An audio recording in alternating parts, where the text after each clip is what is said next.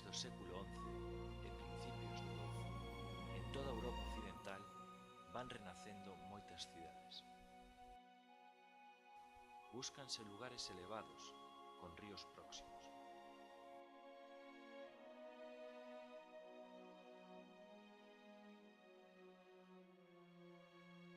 En elas vais asentando unha nova poboación de artesáns ou de comerciantes que forman os seus novos propios barrios.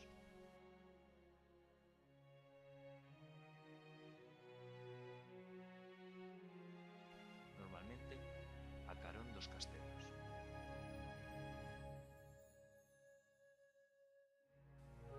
E dentro das murallas que disuaden dos perigros e aumentan a seguridade.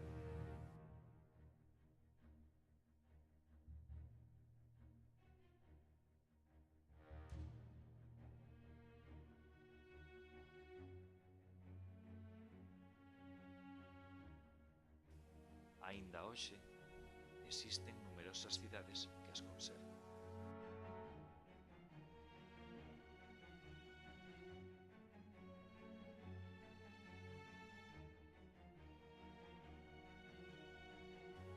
Dependendo dos países, as casas constrúense de diferentes formas.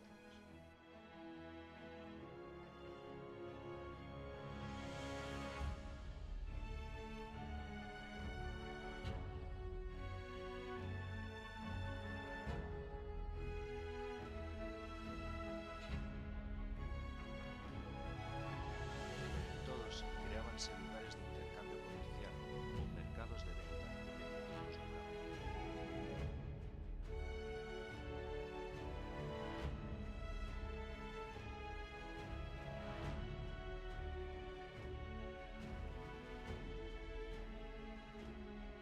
Igrexas para acoller os numerosos fieis.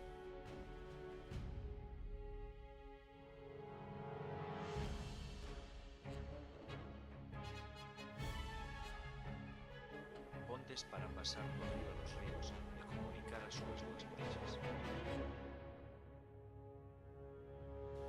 Soportais para evitar as choivas. E numerosas edificacións con diversas funcionalidades. Detrás das pequenas casas, pouco a pouco van aparecendo construcións. Construción que superan as murallas e que parecen querer tocar o ceo.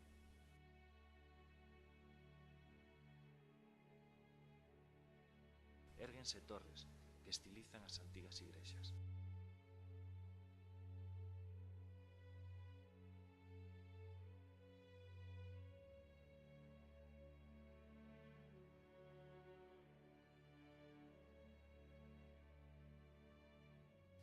En toda Europa aparecen catedrais cun novo estilo diferente ao anterior.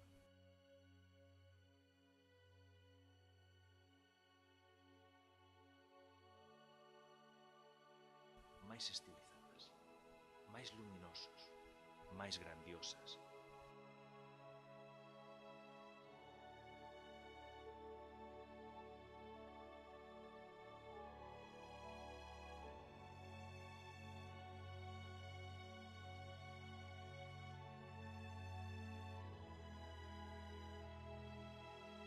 Catedrais que se construen ao longo de moitos decenios ou séculos, dirixidos por innovadores arquitectos e que moven a un verdadeiro exército de operarios como amosa esta pequena miniatura.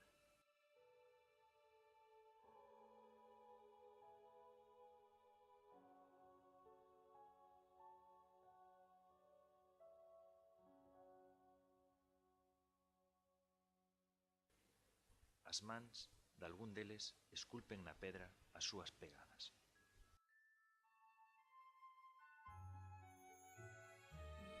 A maioría deste traballo é anónimo e non quedará reflectido nos libros de historia.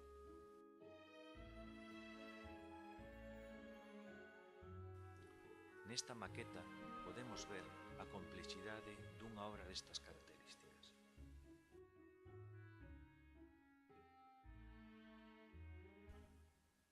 son moitos os obreiros que traballan arreo para culminar as edificacións.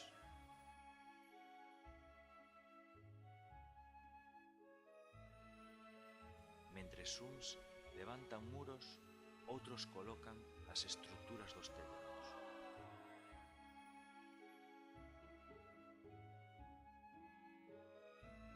Moven os materiais con sistema de poleas.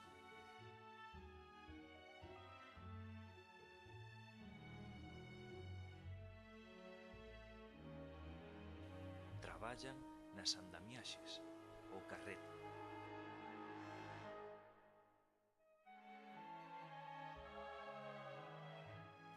As pedras téñense que cortar, tallar e pulir. Precísanse numerosos canteiros para realizar este labor.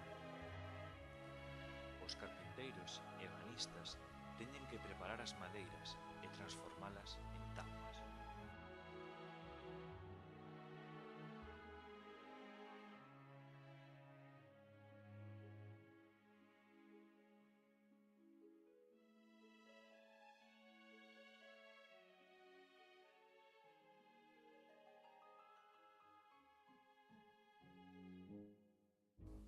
Numerosos gremios dos diferentes oficios conflúen na construción dunha catedral, cos seus mestres, oficiais e aprendices.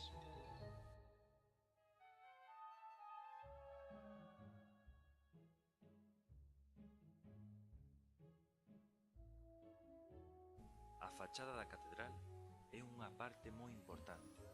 O seu aspecto ten que ser superior ás demais cidades, sobre todo nas capitais, como esta, capital do Reino de León.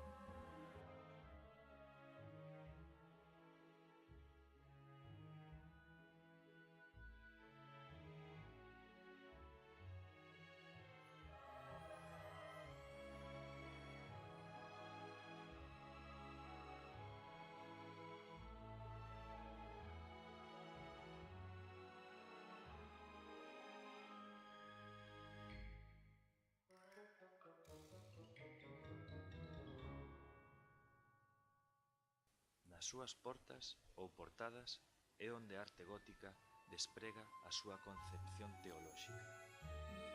Poden ser unha ou varias portas, con maior ou menor complexidade.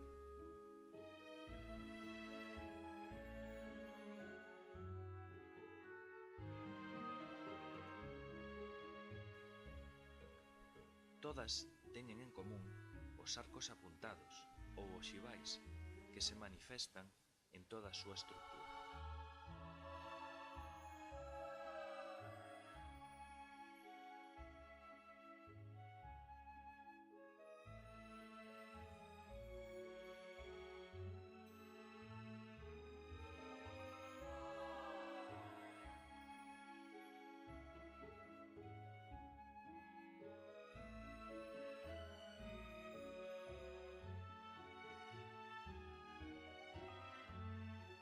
Na parte superior, con maior ou menor número de arquivoltas,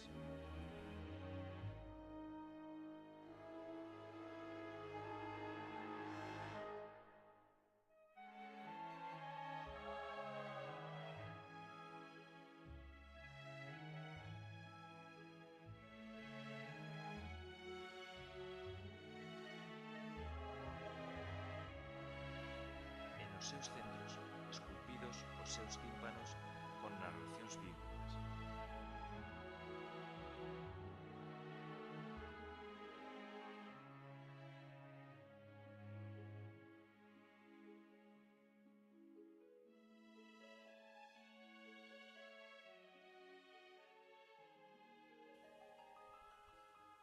As portas amplas divídenas cun parteluz que presentan esculturas de personaxes principais.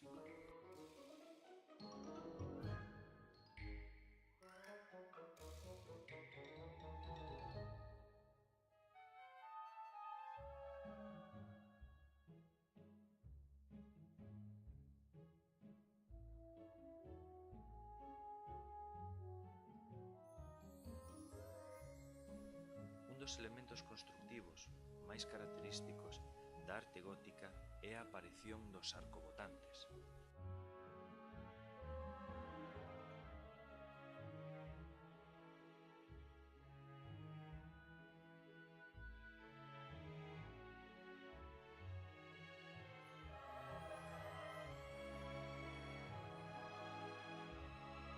Aprécianse só dende o exterior, pero serve de sostén a bóveda do interior. A parte inferior do arcobotante apóiase nun contraforte.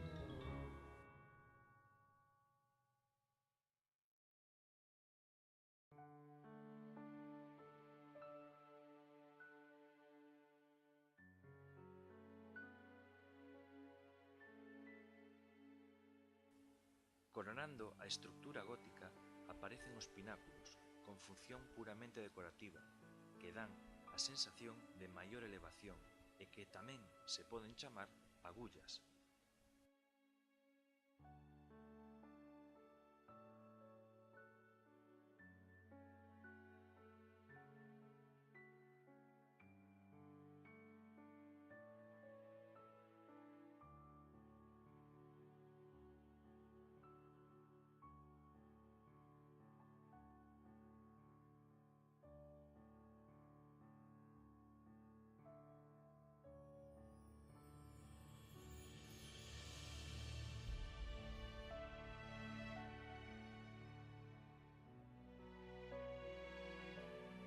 Enriba das portas sitúase un rosetón circular con vidreiras de cores. Ten a función de iluminar, incidindo a luz sobre o altar. A súa forma lembra os raios do sol e dalle un ambiente moi misterioso.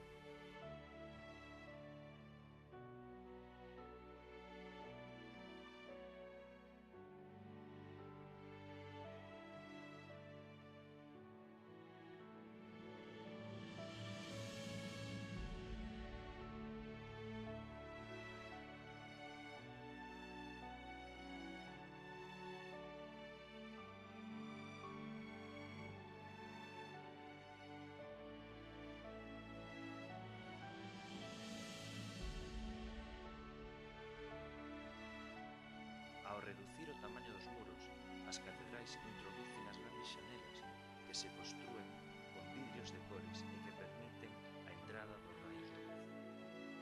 As súas decoracións funcionan a veces como pinturas murais.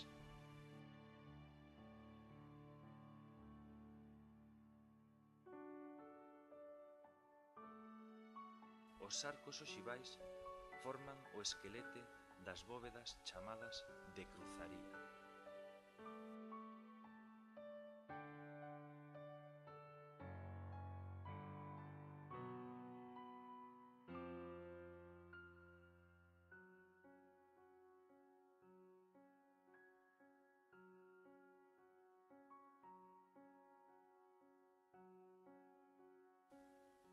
As plantas das primeiras igrexas eran moi sinxelas. Segue sendo de cruz latina, como no románico, pero agora están máis centradas.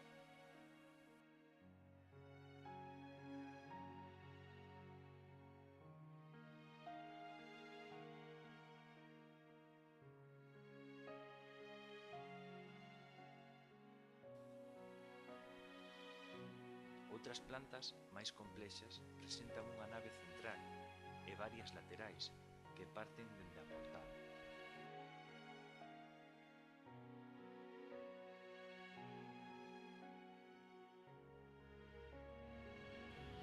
E outras naves que aumentan despois do transepto. Pode haber unha ou dúas xirolas,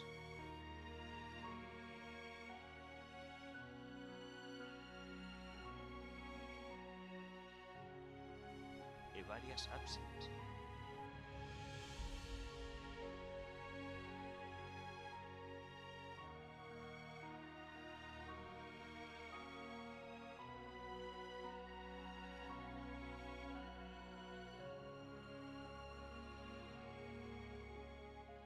As igrexas poden ter todas as características xuntas,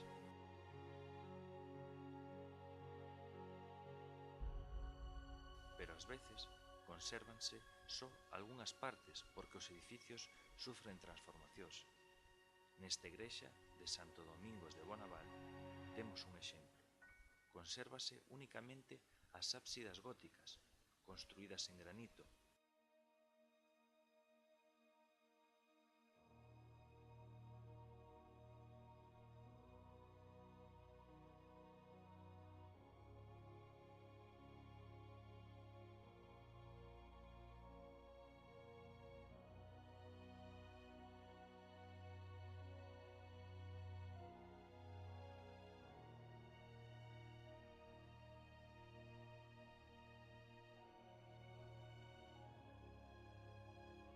Con longos e estreitos ventanais en decoración.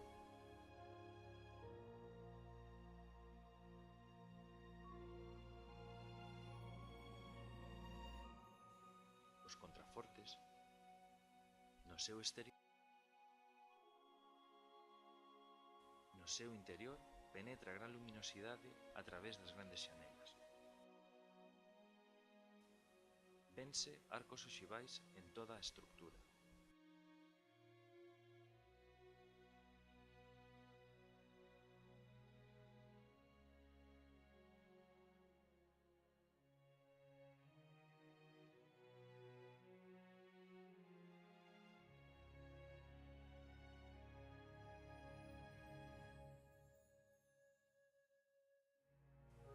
Este conxunto de ábsidas presenta varios tipos de bóveda de cruzaría.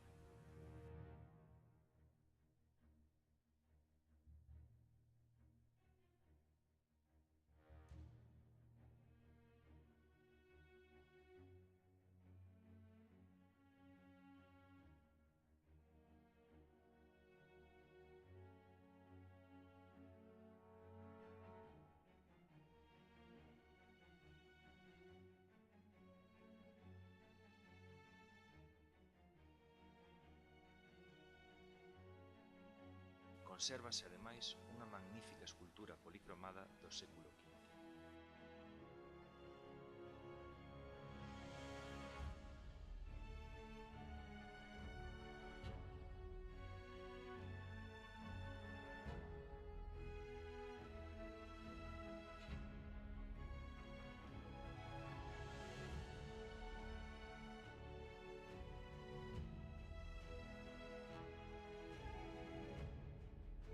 Ademais das edificacións religiosas, constrúense magníficos edificios civís nas cidades onde se desenvolven as principais actividades económicas, como é o caso da Lonxa de Bruxas.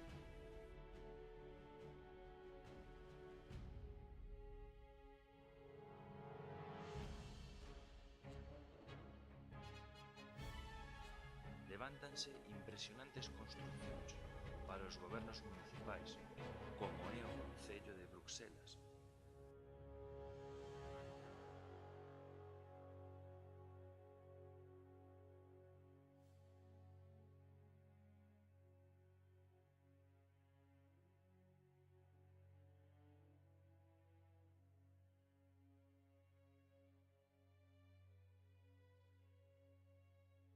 Ou o Concello de Amberes. Esta arte urbana, vinculada á monarquía e á burguesía, amosan o poder económico das cidades.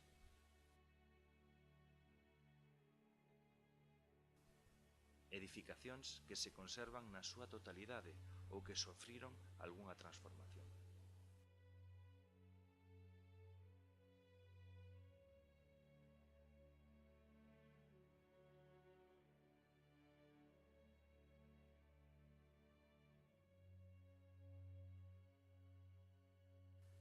Tanto nos edificios relixiosos como os civís están coroados por unhas figuras fantásticas.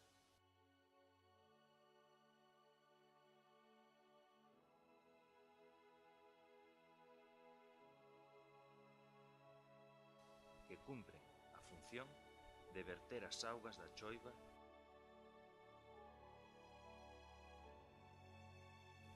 e de custodiar dende o alto este magnífico legado.